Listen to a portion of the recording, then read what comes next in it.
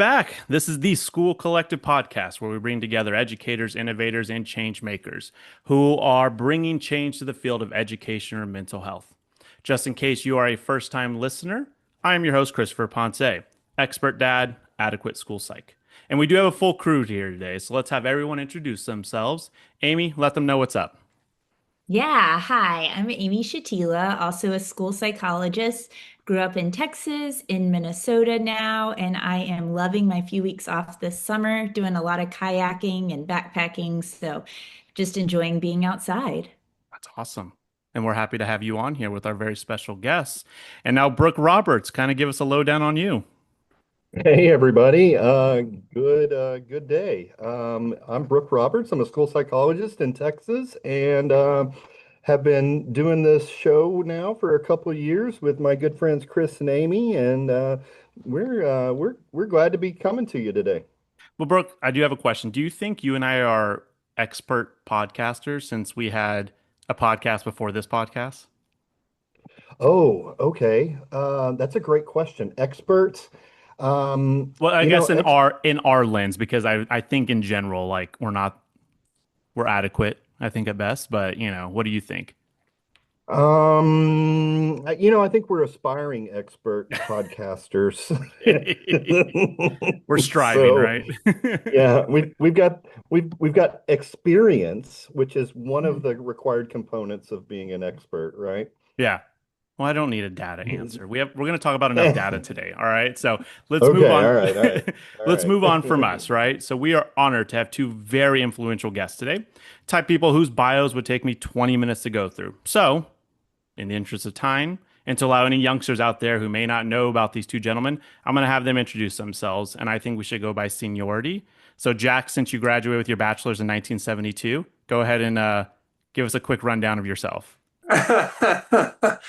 Well, I did start working as a school psychologist in 1975. Okay.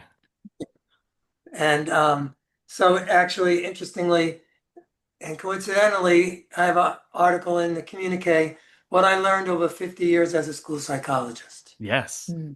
And of God. course, that's a lot of what I'll be talking about today as we move forward. Yes, sir.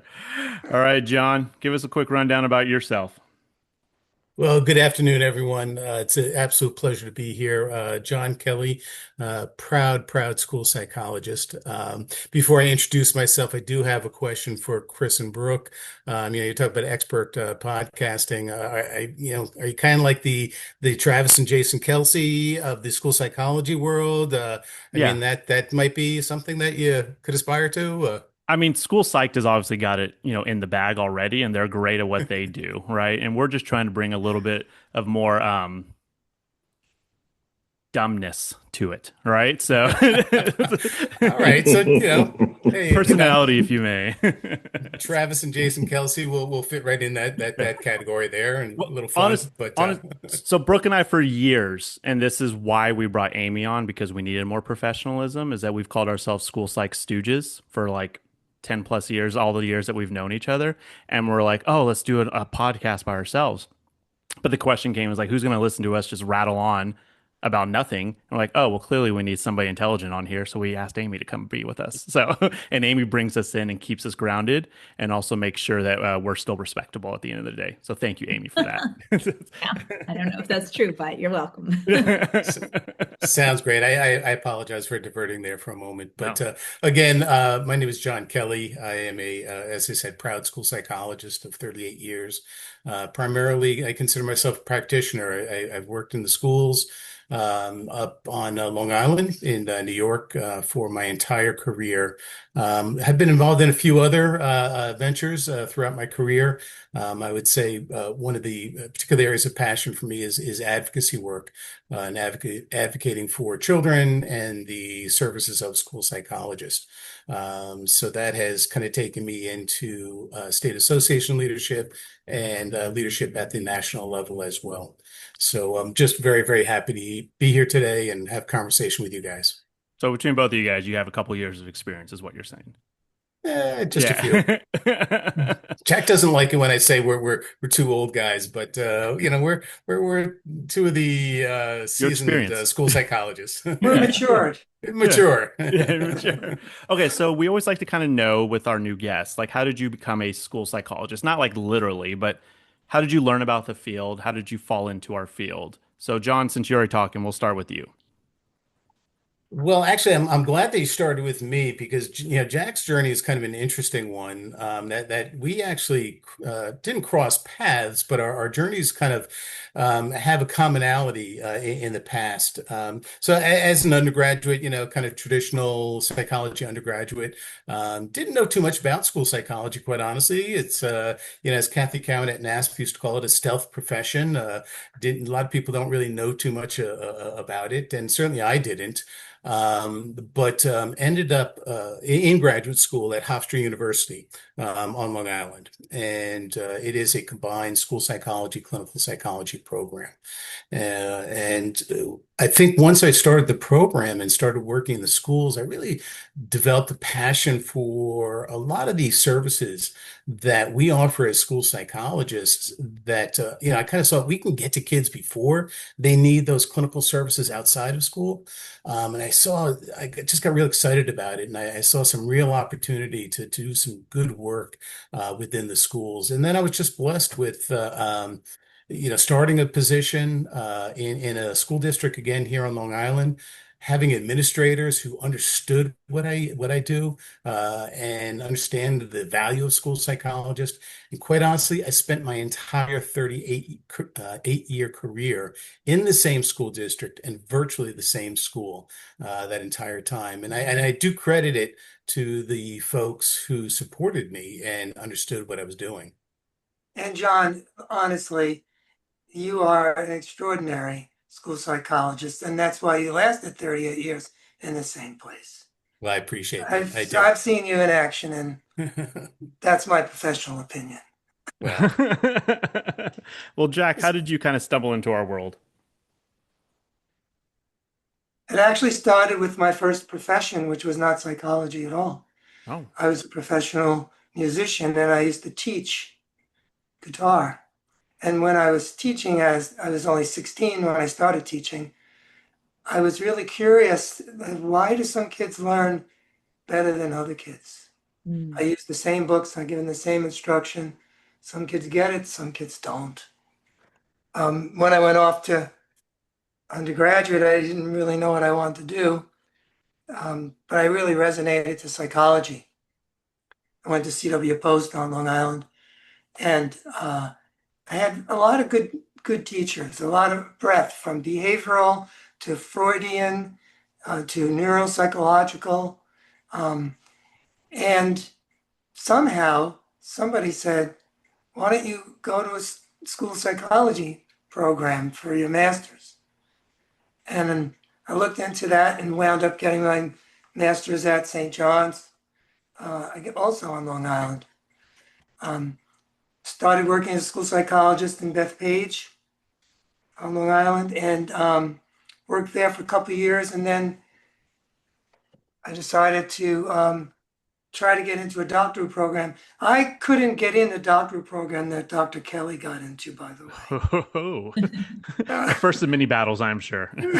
But I wound up at the University of Georgia, and that made all the difference because I was there the day that Alan Kaufman said, I'm going to build a new IQ test. Does Mm. anyone want to help? got it. And Wow. my So you hand got went to, up, and yeah. that's how the 50 some odd tests that I have made over all these years became a reality just because of having that opportunity. And I did retire a while back when I turned 60, but I haven't really stopped. I've been publishing more articles, more tests, working on a really interesting rating scale with John on mandated counseling, and I just have ideas. And I think it's important to use your brain as long as you can, it's best for your brain. So that's my rationalization. As long as it doesn't interfere with us going sailing. Well, Amy, you want to kind of breach us into our first topic? Yeah, well, I love that you brought up the KABC because you've done so much work in the assessment field, and I've done a couple of your virtual trainings over the years, Jack, and then I was able to attend y'all's session at NASP this year where you talk about bias in assessment, which is something that I think we all need to be talking about in an ongoing way, not just a one PD. So I would love for us to just dive right in to the heart of it, right? Which is that we have a lot of bias in assessment, and our listeners, many of them, maybe don't know exactly how to look for it and what to do to mitigate it. So, can you speak on that? Oh, yes. Let's clarify some terms. It's very typical that people talk about if our intelligence test biased or not. The concept of bias has a couple of components to it. If you look at the standards for educational and psychological tests, they actually separate bias from test fairness. Mm. And here's the distinction. I'm sure that anyone who listens to this podcast will remember that one of the professors told them that you can use the WISC or the WJ or whatever other tests with these diverse kids because the test doesn't have any test bias. That's not an untrue statement, but it's misleading. Okay. Because according to the standards, you also have to look at the content of the test questions. And if the content of the questions demands knowledge, information, similarities, arithmetic, vocabulary, comprehension, just to name a few, if a person has not had the opportunity to learn that information, that's going to lower their IQ score. Mm-hmm. I published a study in 2001 where we actually had kids, had two samples, white sample and a black sample of kids, and the white kids had similar verbal scores and nonverbal scores. The black kids didn't. They came from poverty. They had lower verbal scores. So what happened? They wind up getting identified as ID. Mm-hmm. But the CAS score, my cognitive assessment system score for those kids, wouldn't have put them in the ID. Okay, so talk to us This a is little bit about, critical. It's a yeah. very critical distinction. It's very esoteric, Mm-hmm. but it's so very important that you have to look at the content of the questions in relation to the opportunity of the student.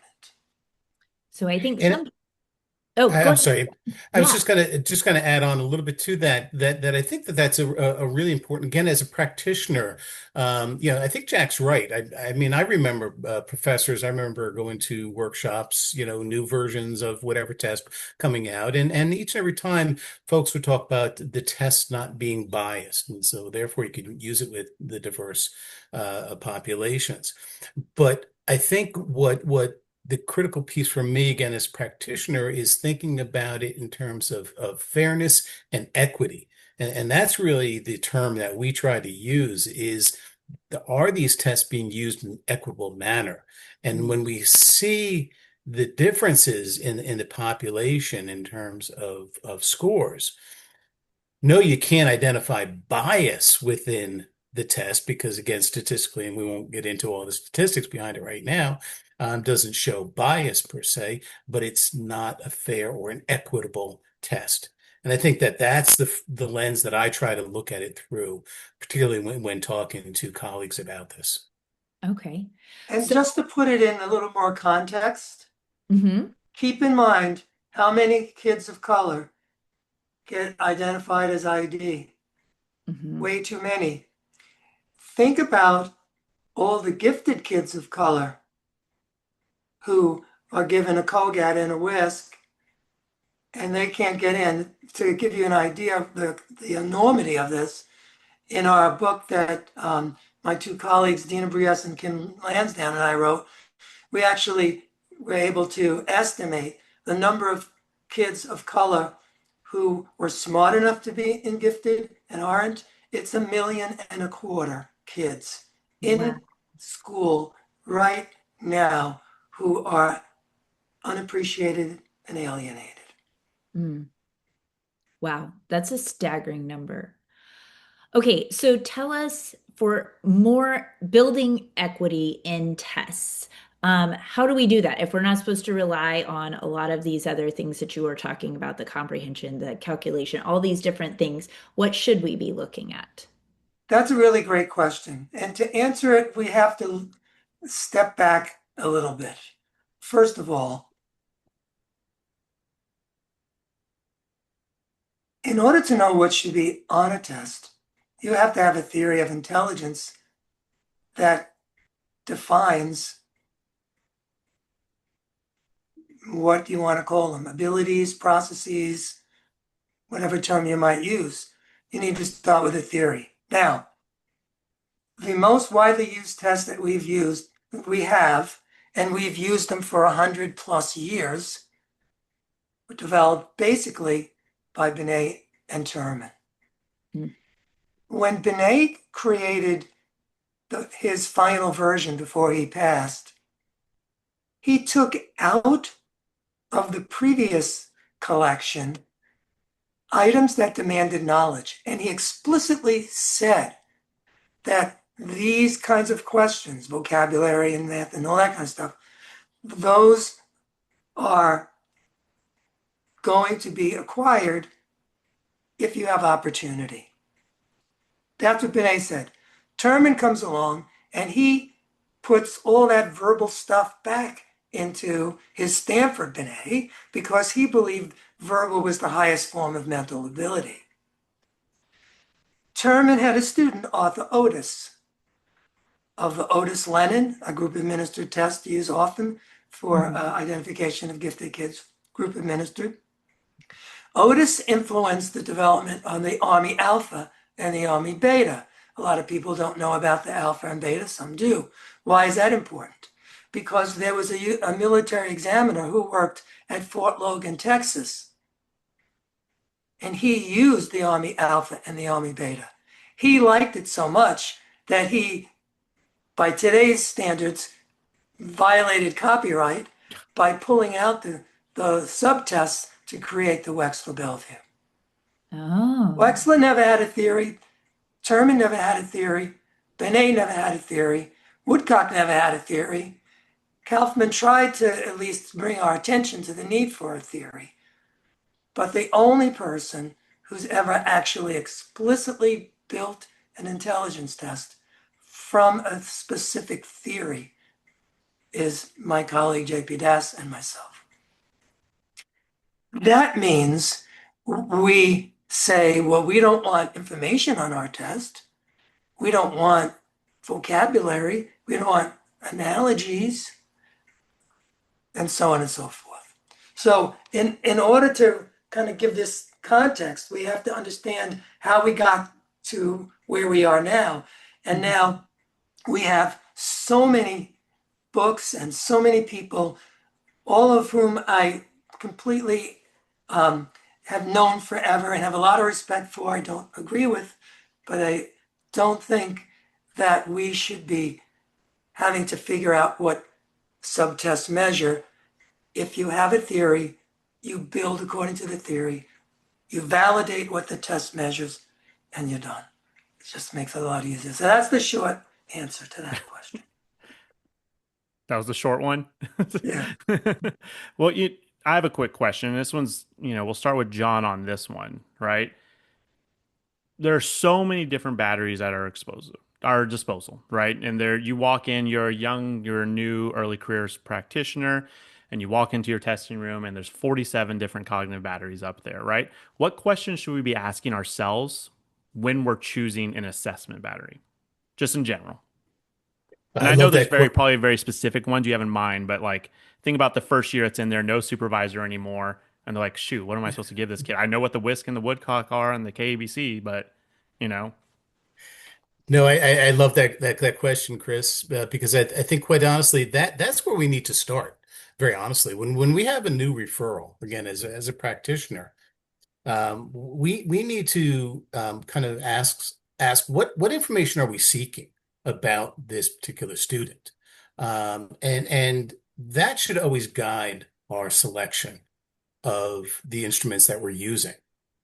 Once we figure out what information we're trying to determine, well, then we begin to take a look at the instruments as to what's going to help us answer those questions and what are valid ways to get data that we can feel confident in to answer and ultimately make decisions. One of the kind of side gigs I'm involved now is I do some adjunct teaching at St. John's University up here on Long Island, and I supervise students in assessment. And we talk about this all the time that you're being taught a particular instrument in your program, and I don't care what program you come from. We all learned some type of cognitive assessment instrument that's in there. So whether it be the WJ, the Wechsler scales, KBC, the CAS, whatever it might be, we're all taught different ways. But as good practitioners, as good professionals, we need to know what those instruments are actually measuring. And so the really first question is, again, what information are we looking for? What instruments are going to validly give us that information? makes sense. Jack, did you want to speak to any of that? Yeah, this is really interesting and important topic. So one of the things that I do is I go into classes all around the country and in other places as well, but especially in the US, I go into a class of students who are learning to be school psychologists. I just do it as colleague to colleague. I've been doing it now for years. And I'm amazed that they don't ask the right questions. And when I ask them, do you know about X, Y, and Z? The two big points that they don't know about that they should know about. The first is, what theory was that particular test built on? Theory is different than a model, is different than a hypothesis, than a guess, right? Terman and Binet were more or less, just kind of guessing in a lot of ways of what might be important. Why don't they ask the question, so what's the theory behind the whisk? And how come the whisk keeps changing? So what does that mean? Is there a theory? What's that all about? But now related to that question is a critical, and I think probably one of the most important topics in our field that people don't know about.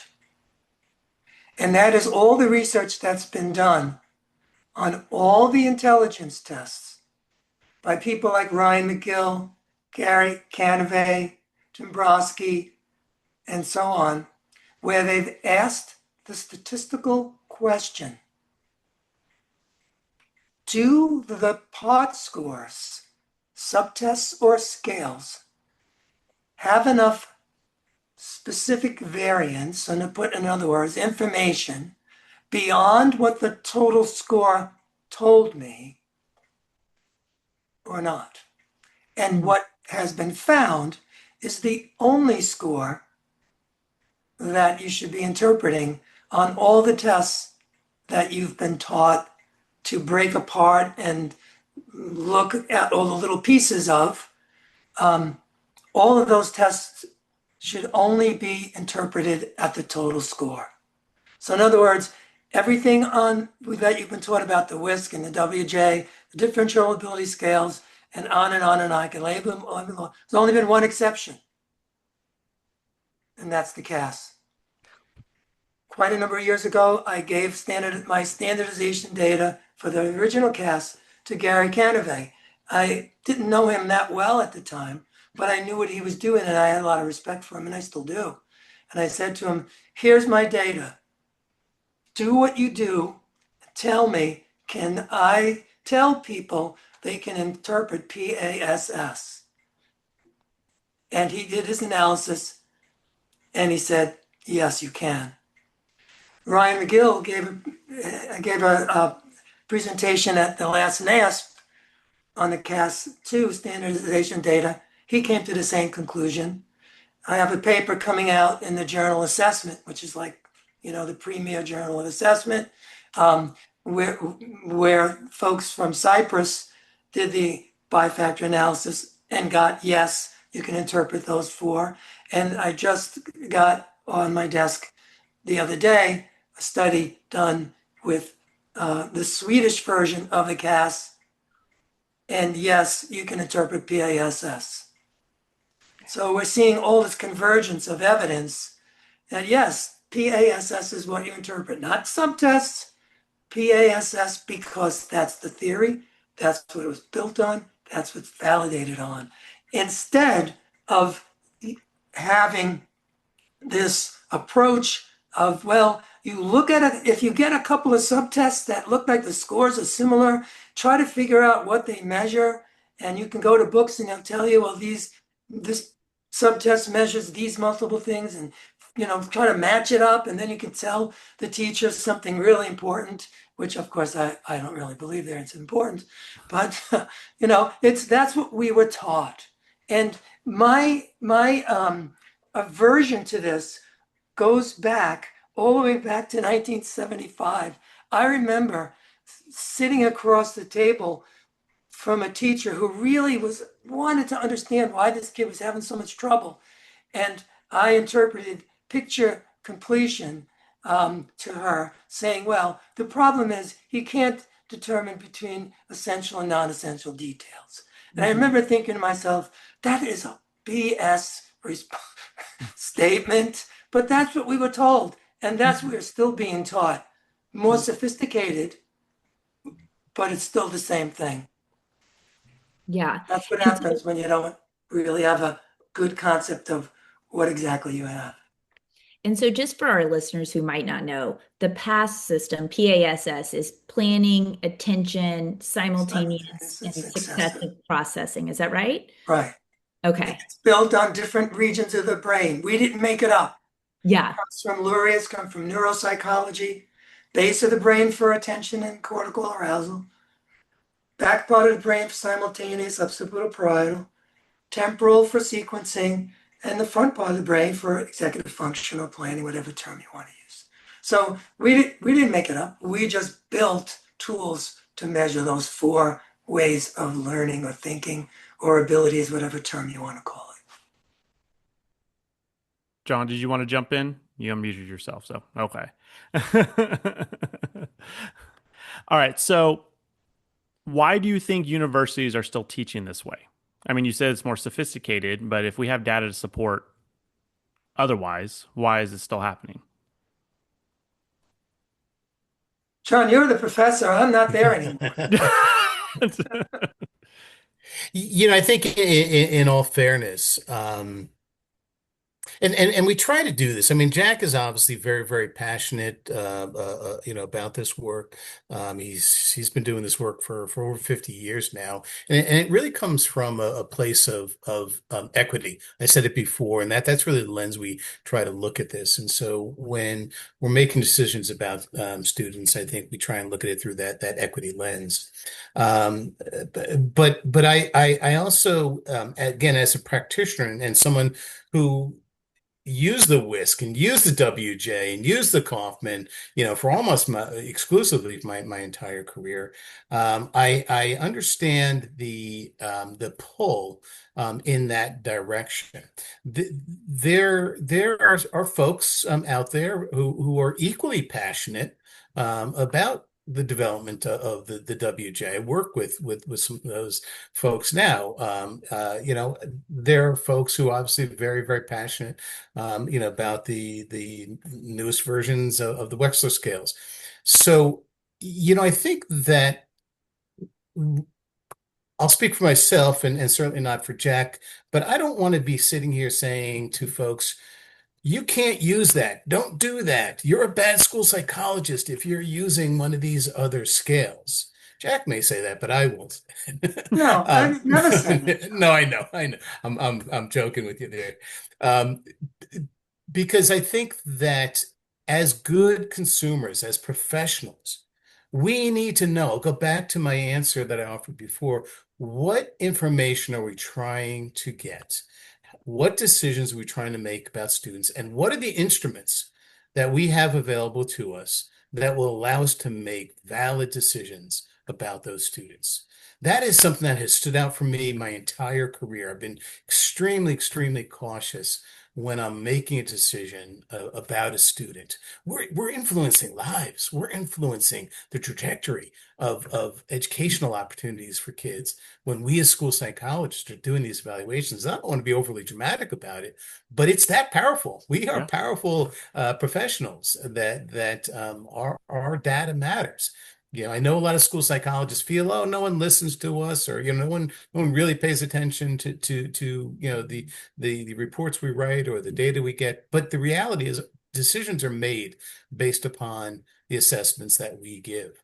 And so, I know it's a kind of a sideways way of answering your question, Chris, of why are they still doing it? But I think there are folks who believe as passionately that those scales are equally justifiable to be given to kids. That's interesting. So you brought up I'd some, like oh, to add, if I could just add, it's passion is important, but science is more important. And when I say to you, these research papers that say only G should be interpreted, that to me is a scientifically supported statement. And I think, as I like to think of myself as a scientist practitioner, I was brought up in that context. I have to follow the science. I mean, I have on a little cabinet right over here the reports that I wrote in 1970 something. And I would, and they go against everything I just talked about because I was doing what I was taught to do. But when you have the science, and whether it's the science on test bias or on mean score differences, where I've summarized, 30 different research studies that clearly say if you're concerned about equity, some test content makes it very likely that you're going to identify someone in a way that's not helpful for them. So So that's the blend that I'd like to. I have a I have a practical question for you then. I'm thinking about specific learning disability. It's the most common thing that kids are assessed for. And we have a lot of states who say PSW is what they need to do. So when we have the science saying one thing and we have state code law saying that we're supposed to be using something that is against it, obviously the CAS would be outstanding. But if you don't have the CAS, how can you go about honoring the science within the system that you are working in? You can't. Okay. No, honestly, think about it. If you can't interpret beyond the G for the WISC and the WJ and the differential ability scales and the Stanford Binet, I could go on and on and on, but I'm not going. If you can't interpret them because the science says no, Mm-hmm. what are you doing? You're basically working with error variance. Mm-hmm. That's what it is. And look, if you give enough tests, you're going to get some that go together. And the more you give, the more likely you're going to get some pattern or something. But that's an answer, but it's not the answer. Okay. And Amy, I really appreciate that question because again, I try and come from the practitioner's lens, and I understand, the pulls that we experience as practitioners, and sometimes, we're limited in terms of the resources that we have available to us, and so I might only have, my district may only have the Wechsler scales or the WJ, or whatever it might be. I might not have this vast testing library where I can go in and I can choose. I think it's more, and I keep using the term educated professionals or educated consumers. We need to know what the instruments that we're using are actually measuring. Hmm. And I think that that is the really important piece. That when we need to make those decisions, let's not overinterpret based upon the data that we have. Because as Jack is pointing out, we may not be able to interpret certain scores that we often try to do. Love that. So, John, I want to kind of go back to a piece that you said a little bit a while ago when we were talking about the practitioner. You did an interview, I believe, with Child Mind Institute with Kelly and Dr. Faustino.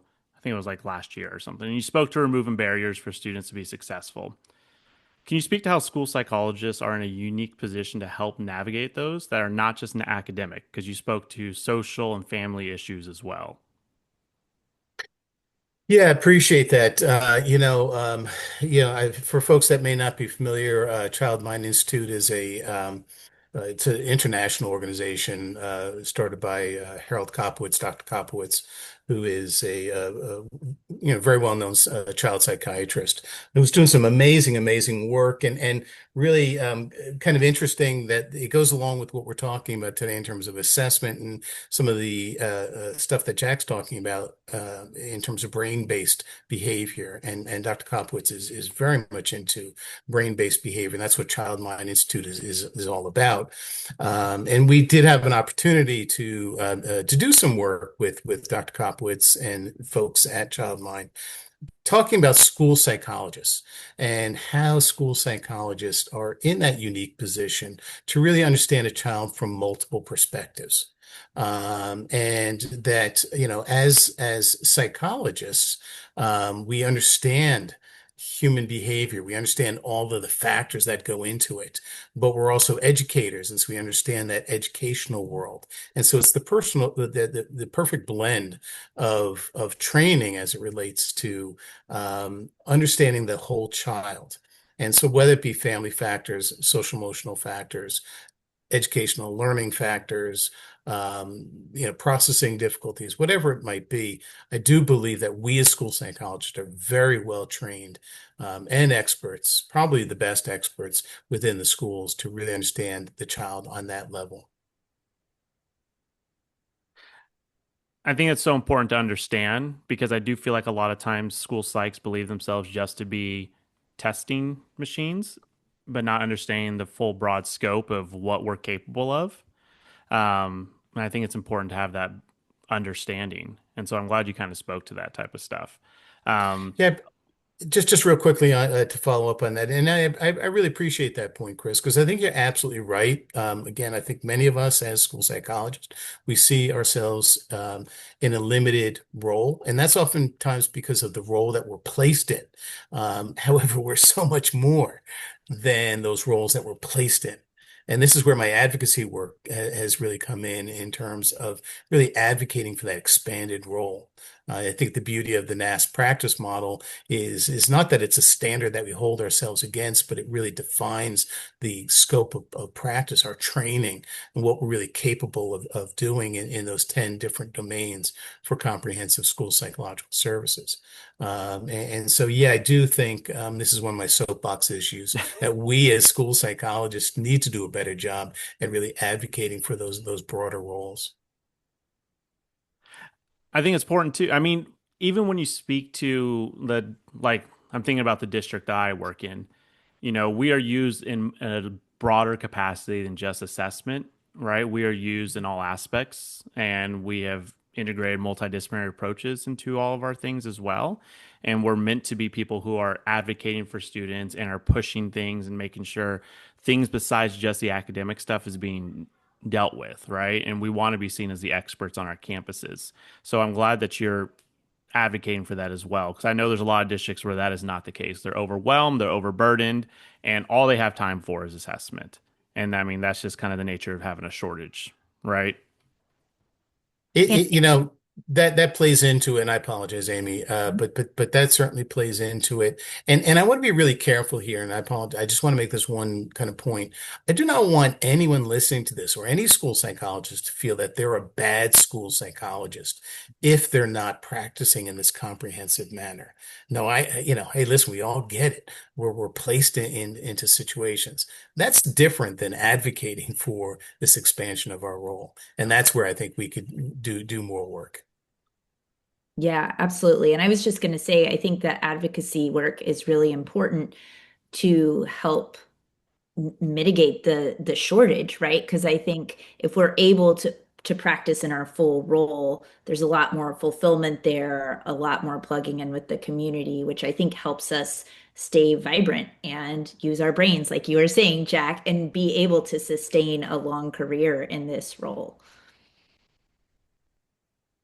All right, And guys. So think of we're all the kids that you help along that time, right? Yeah, that's That's right. the beauty of it, being a school psychologist, I think. Yeah. so we are getting towards the end of our episode today. Um, so I do think we're just gonna have you guys come back on, to be honest with you, to be completely frank with you, because there's like 4 or 5 other long-winded questions now that I understand how you two gentlemen are that just can't be answered within the next 5 minutes. Um, we do like to kind of finish off our episodes with some more fun questions that are not anything to do with school psychology or anything like that. But because there's two of you guys are not going to always have the same question. Okay. So we'll start with Jack first. I know you guys travel a lot. Jack, would you prefer a road trip or a plane trip? Like, John, same thing or no? Road trip. Oh no. Okay. John, what is a hot take of yours? It could be anything or something that's you're against the current and you know what I'm saying? Chris, repeat that again. I apologize. I didn't get the first part. So what is a hot take of yours? Something that you are against popular opinion on. Oh, hot take against popular opinion. It doesn't have to be school psych based. Uh, Pineapples do not belong on pizza. I mean, I agree with that. I think you're in yeah, you got company that of right. you're in company of good No. people here. I think this whole group Jack, is in agreement. this is always a fun one, Jack. Jack, what is something you do that you know annoys others?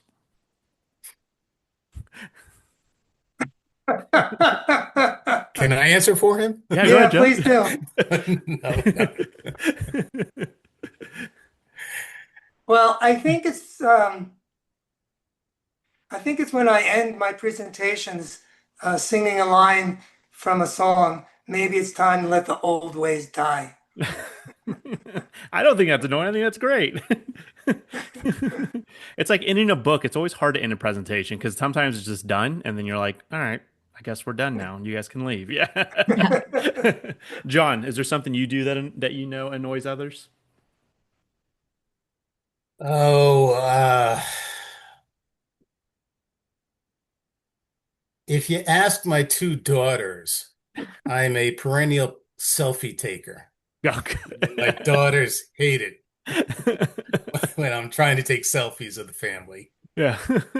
But you're so good at it, John. Yeah. Thank you, Jack. I think I am as well, but my We daughters have don't some agree. when we were riding the bikes together and you took a selfie. You can Absolutely. do selfies while biking. That's That's what impressive. John You could know what, do, Amy? yeah. I have developed a technique, so I must say that.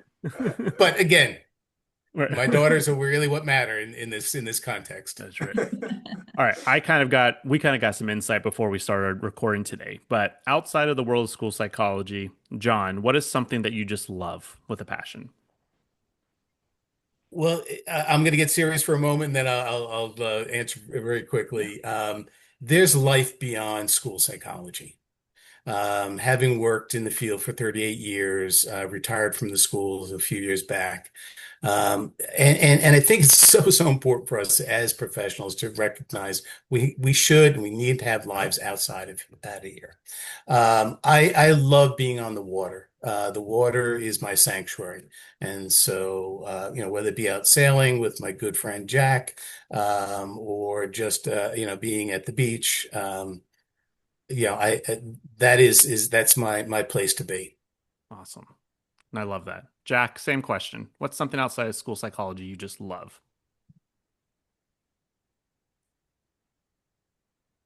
I love people. Yeah. I really like to have people that, I might like, and then there's really special people. Like, like John is a good example of that. I like people. And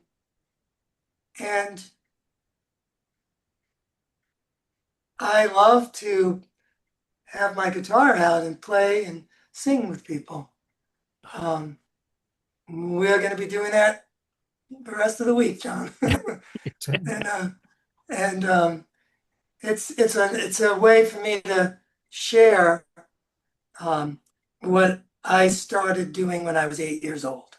I love that. So, It's you like know, it's building community, right?